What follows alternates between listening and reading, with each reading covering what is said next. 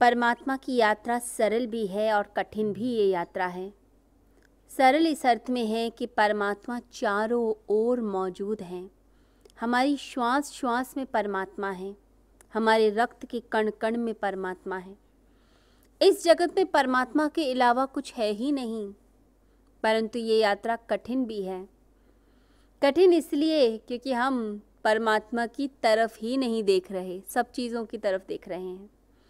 इतने उलझे हुए हैं अपने व्यक्तित्व में, अपने मन में, अपने काम में, अपनी चीज़ों में, इच्छाओं में, कि भगवान को छोड़कर सब जगह ध्यान, परमात्मा की तरफ कोई ध्यान नहीं हमारा। ये बिल्कुल ऐसा है जैसे कोई व्यक्ति सूर्य की ओर पीठ करके बैठ जाए। सूर्य चमक रहा है परंतु हमने अपनी आंखें बंद कर ली, उसकी तरफ पीठ कर ली।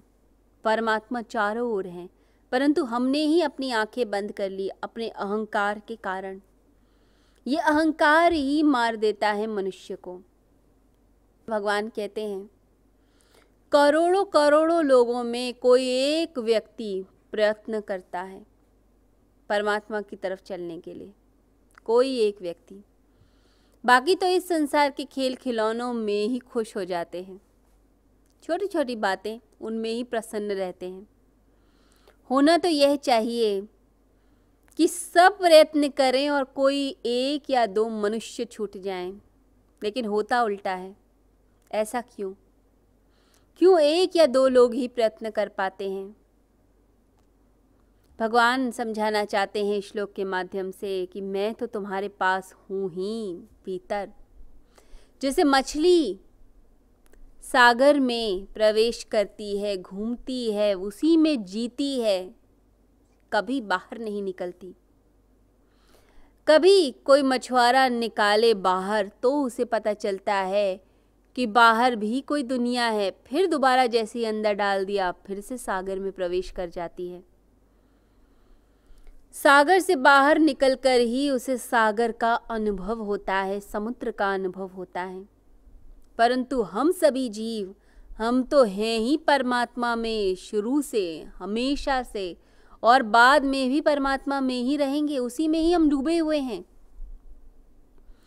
मछली तो फिर भी समुद्र से कुछ क्षण के लिए बाहर निकल सकती है, परंतु हम तो किसी क्षण भी नहीं निकल सकते क्योंकि चारों ओर वही है।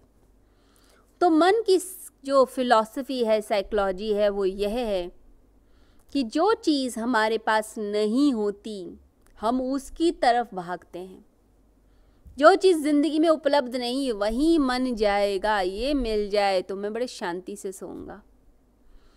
मेरी ज़िंदगी में मेरे बच्चों का कल्याण हो जाए फिर मैं शांति से सोऊंगा। मेरे पास धन आ जाए फिर मैं शांति से सोऊंगा। फिर तो ज़िंदगी में आनंद ही आनंद है, सब कुछ है मेरे पास। तो व्यक्ति क्या करता है, जो चीज़ नहीं है उसकी तरफ ध्यान जाएगा, और परमात्मा तो हमारे भीतर ही है। जैसे कोई गड्ढा हो जाए तो पानी उसी की तरफ ही जाता है गड्ढे को भरने के लिए। मुख में एक दांत निकल जाए तो जीभ वहीं जाएगी, कोई जीरा अटक जाए तो उसी की तरफ जाएगी। तो जो जो अभाव हैं, जो कमियां हैं, वहीं मन भागता है। इसे धर्म की जो शुरुआत होती है उसमें बोला जाता है कि जो है उसके लिए थैंक्स करो। जब अभाव की तरफ ध्यान जाएगा तो परमात्मा की तरफ नहीं आप चल सकते, तब आप नीचे जा रहे हैं, पहाड़ी से नीचे उतर रहे हैं। पहाड़ी के ऊपर चलना है और शिखर में परमात्मा को प्राप्त करना है, उसके लिए धन्यवाद का भाव। परमात्मा तूने सब कुछ दिया, मेरे पास सब कुछ है, और सबसे बड़ा तो तू है मेरे पास। तू मेरे अंदर है, मैं तेरी तरफ ही चल रहा हूँ, मैं तुझे जानता हूँ। बस ये भाव जब मन में आता है तो समझिए यात्रा शुरू हो जाती है। जो चीज़ नहीं उसी की तरफ मन भागेगा, बस ये बात याद रख लीजिए। और उन प्रयत्न करने वालों में भी कोई एक मुझे तत्व से जानता है, क्योंकि समर्पण करना ये बड़ा ही असंभव लगता है।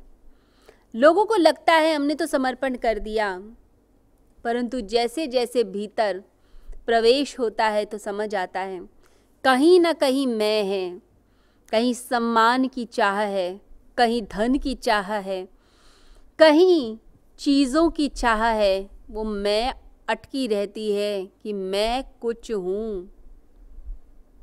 जब ये भाव आता है मैं कुछ भी नहीं हूँ तो एक अलग बात है, तब यानी समर्पण घटित हुआ। मैं कुछ हूँ, मेरी अस्मिता ये अटका के रख देती है। कहते हैं ऋषभ देव के 100 पुत्र हुए, सभी अपने ही पिता से दीक्षा लेने लगे, साधना करते, तपश्चर्या करते। अब उन सभी पुत्रों में एक बलशाली पुत्र थे जिनका नाम था बाहुबली। अब बाहुबली अपने नाम के अनुरूप ही बड़े ही बलशाली थे। उन्होंने भी सोचा मैं दीक्षा लूँगा, लेकिन सोच विचार में इतना समय निकल गया कि उनके छोटे भाई भी दीक्षित हो गए। अब उन्होंने भी दीक्षा ले ली, दीक्षा ग्रहण कर ली।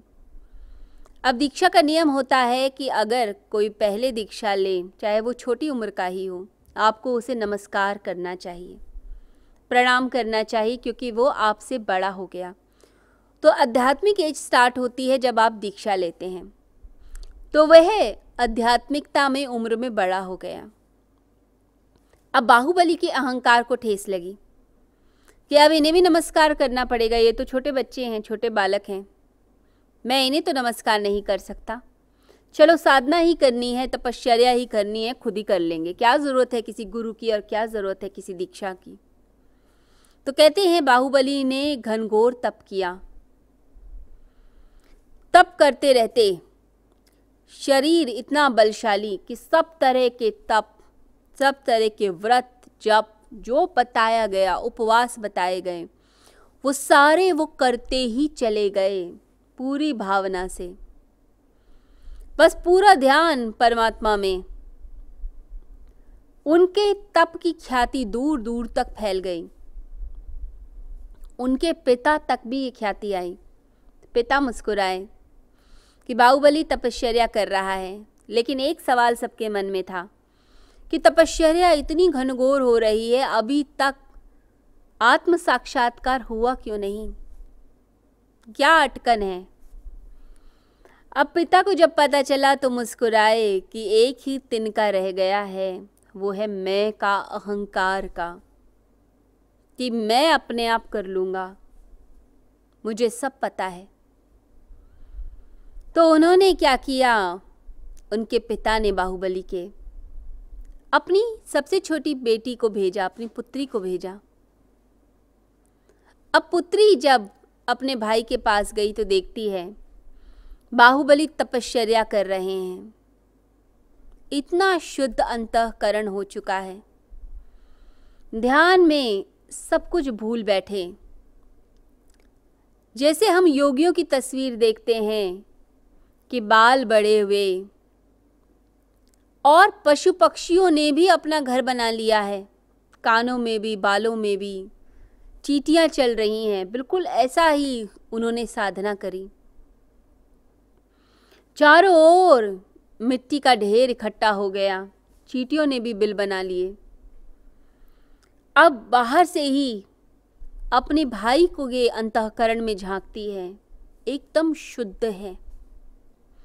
परंतु अटकन क्या रह गई, वो देखती है तो देखती है अंदर कि मैं है, मैं, अहंकार, अस्मिता। अब इस अहंकार को ही गलाना है। तो उनकी बहन ने गीत गाया कि कब तक तुम अहंकार की पालकी में बैठे रहोगे। जैसे कोई व्यक्ति हाथी के ऊपर एक पालकी बनाकर बैठा हुआ हो, कब तक तुम इस पालकी में बैठे रहोगे, कब उतरोगे और अपने आप को जानोगे।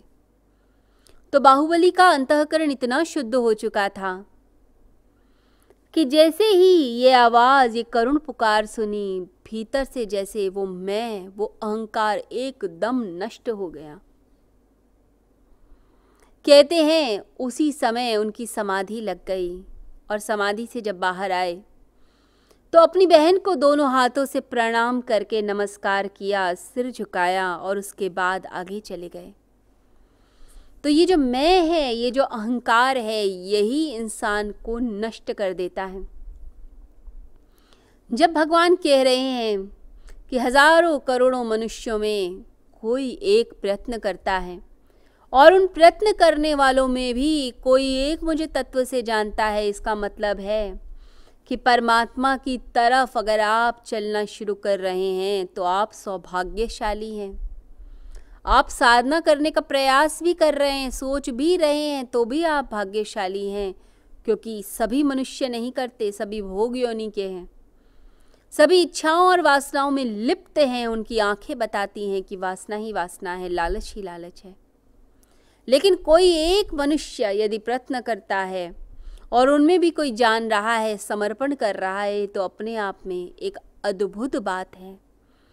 अपने आप को परमात्मा के अनुरूप ढालिए, पूर्ण रूप से समर्पित हो जाइए, क्योंकि परमात्मा ही है इस जगत में। वो चारों ओर फैले हुए हैं, उन्हीं में डूबना है और उन्हीं को जानना है। तो जो साधना कराई जाती है उस साधना में भी यही बताया जाता है कि अपनी मैं को धीरे धीरे करके गलाते चाहिए। जो अज्ञानता का आवरण है उसे हटाइए। मन पवित्र, मन शांत, एकदम शांत। भीतर सिर्फ परमात्मा की याद और स्मृति रह जाए और कुछ भी नहीं। जिसे देखें उसी में परमात्मा दिखे, उसी का स्मरण। व्यक्ति बाद में दिखे, पहले लगे परमात्मा आए हैं, उसके बाद व्यक्ति दिखे। हर व्यक्ति, हर वस्तु को देख के भगवान की याद आए और भगवान का ही नाम लेने का मन करे, तो समझिए आप सच्चे अर्थों में भक्त हैं।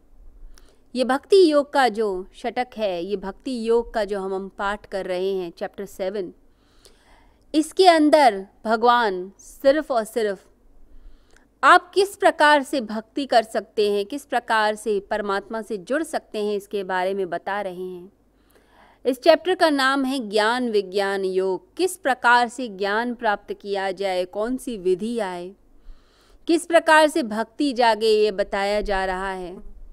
भगवान कहते हैं सिर्फ और सिर्फ तुम मुझ में ही आ जाओ, मुझ में ही आसक्त हो जाओ, पूरी तरह से मुझ में ही अटैच हो जाओ।